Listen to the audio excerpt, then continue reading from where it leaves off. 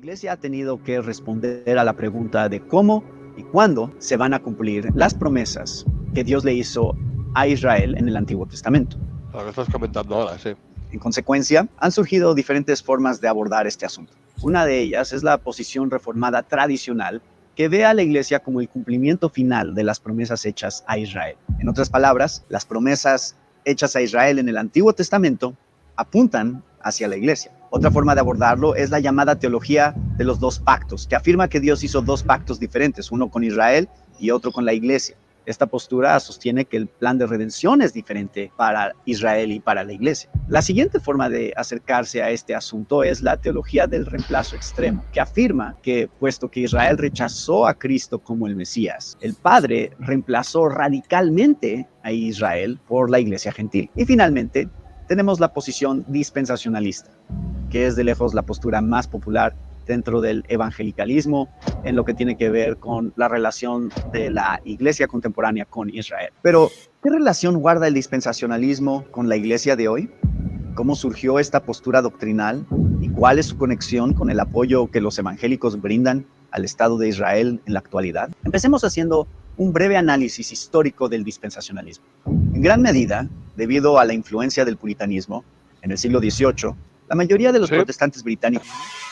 O sea, la culminación de todo este proceso es cuando un pueblo reconoce a otro, ya deja de ser pueblo, porque ya ni siquiera sus miembros se identifican como miembros de un pueblo, sino ya como individuos. Yo soy ciudadano del mundo, pero reconocen al pueblo de Israel como pueblo elegido. Entonces, un miembro de una iglesia evangélica, pues básicamente su patria es esa iglesia que en teoría virtualmente es universal, pasa por encima de las naciones y sin embargo sí que se somete a una nación. Entonces, ese legionario romano que luchaba frente a la rebelión judía se ha convertido ¿en qué? En un colaborador.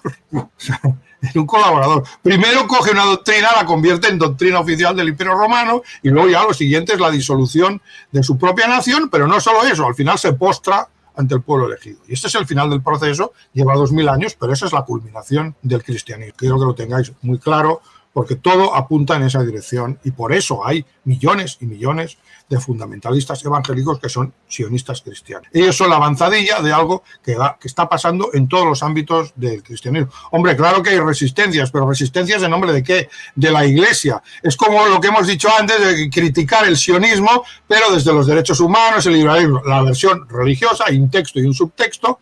¿Cuál es? La versión religiosa es, bueno, sí, me opongo al sionismo, pero creo en la Iglesia. ¿Y la Iglesia qué es? Es la disolución de todas las naciones en la humanidad. O sea, que no hay ninguna resistencia nacional gentil. El bando gentil siempre está, digamos, condicionado jugando las reglas del juego del otro. Y en esas reglas, en base a esas reglas, siempre tiene que perder.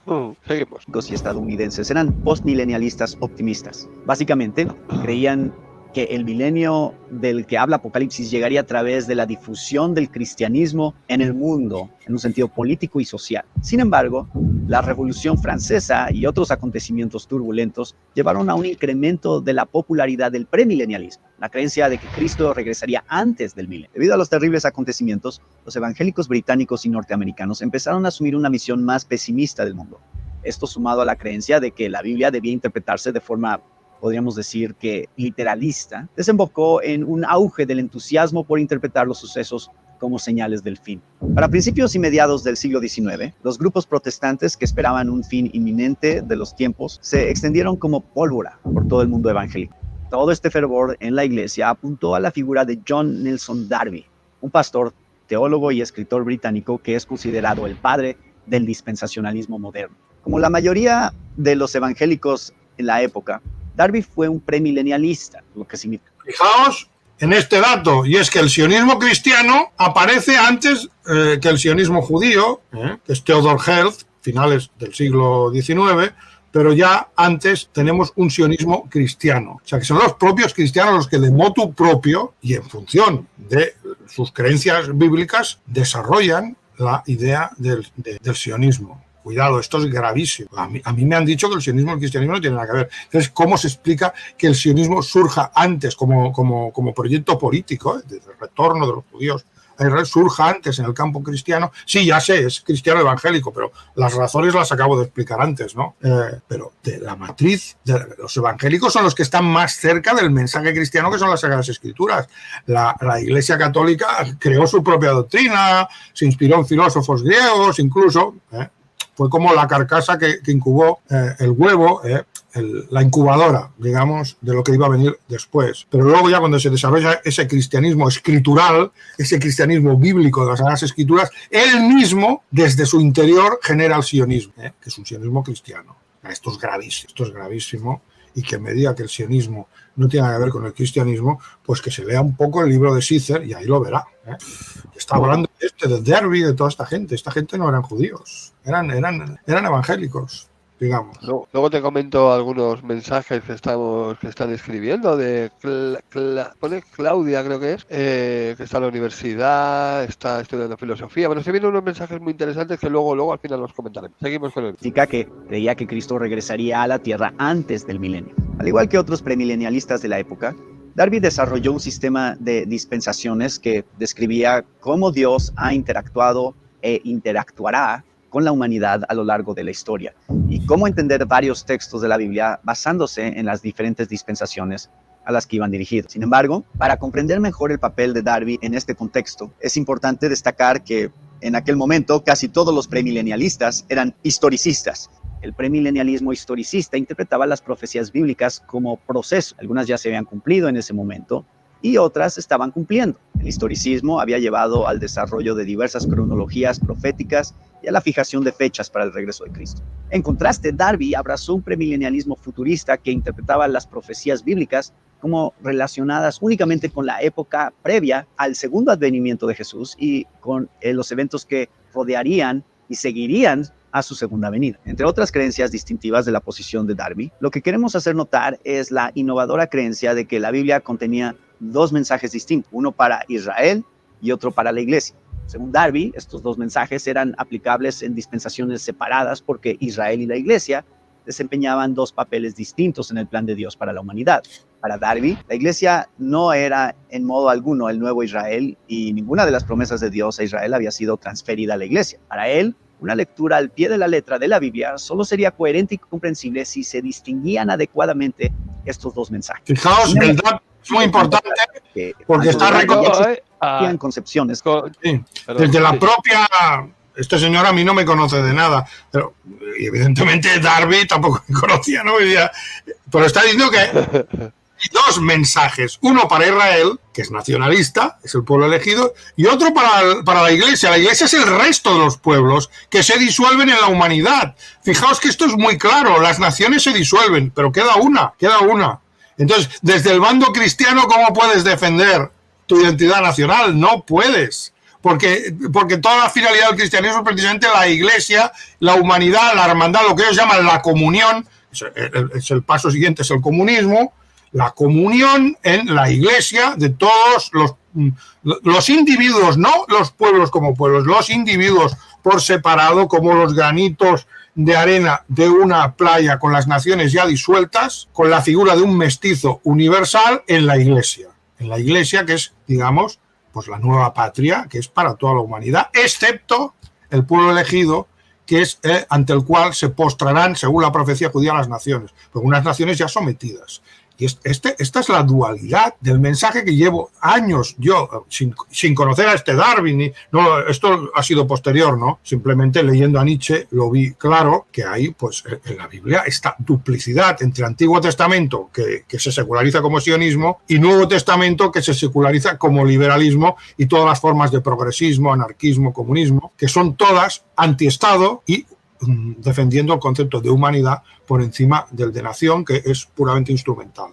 Entonces, esto no podía ser casualidad y efectivamente la segunda parte del Nuevo Testamento, que es donde surge el cristianismo, el judaísmo para gentiles, está al servicio de la primera. Y esto es lo que al final terminan reconociendo estos evangelistas cuando dicen que el primer pacto de Dios con Israel no ha quedado abolido, que hay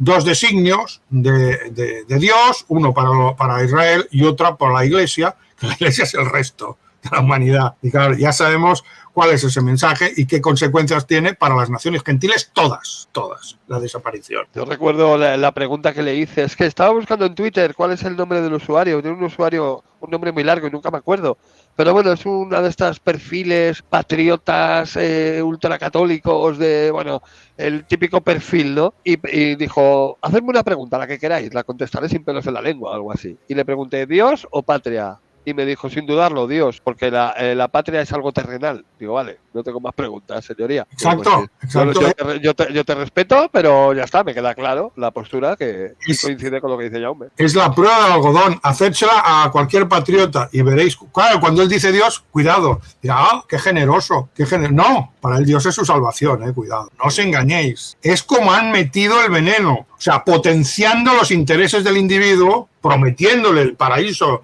la vida eterna en el paraíso, y cuando ellos dicen Dios, lo que hay que leer es mi salvación, o sea, el egoísmo más brutal y encima mezclado con la idiotez más brutal, porque esto es el timo de la estampita. O sea, no se diferencia, perdón que te interrumpa, no se diferencia mucho de los islamistas, no voy a decir musulmanes, que también el paraíso con no sé cuántas vírgenes y todo esto. Porque hay dos religiones universalistas que a un lado, hacia el este y hacia el oeste. Hacia el oeste es el cristianismo, que es la iglesia, y hacia el este es otros pueblos semitas y lo que venga, y también la comunidad. O sea, ha sido la maquinaria para destruirlo. Por ejemplo, los nacionalismos árabes, y donde para nosotros es la iglesia, para ellos es la UMA. La UMA es una comunidad universal desnacionalizada. O sea que tenemos a Israel, digamos, allí, hacia el este desnacionaliza utilizando el Islam, y hacia el oeste desnacionaliza utilizando el cristianismo. Y entonces esa es la estructura básica de la masonería, el centro de unión entre el proyecto nacionalista judío y los proyectos auxiliares que están en función de ese proyecto nacionalista. Por eso, pues la masonería ha sido cristiana, pero hay también una masonería musulmana y hay un sionismo musulmán, porque hablar de sionismo y hablar de masonería es estar hablando de dos niveles de lo mismo, como ya veremos cuando estudiemos la masonería, y ahí entenderemos por qué la masonería occidental ha sido cristiana, no como dicen atea, comunista y satánica, no, eso era el discurso de la iglesia que veía cómo el cristianismo se le iba de las manos. Es cristiana, lo que pasa que no es eclesial, es anticlerical, eso sí, porque digamos el pollo ya ha roto la carcasa y ya quiere andar solo y ya no necesita a la iglesia y la ve incluso como un obstáculo. Cuando digo el pollo me estoy refiriendo al protestantismo, que luego dará lugar al liberalismo y a todo lo que vendrá después.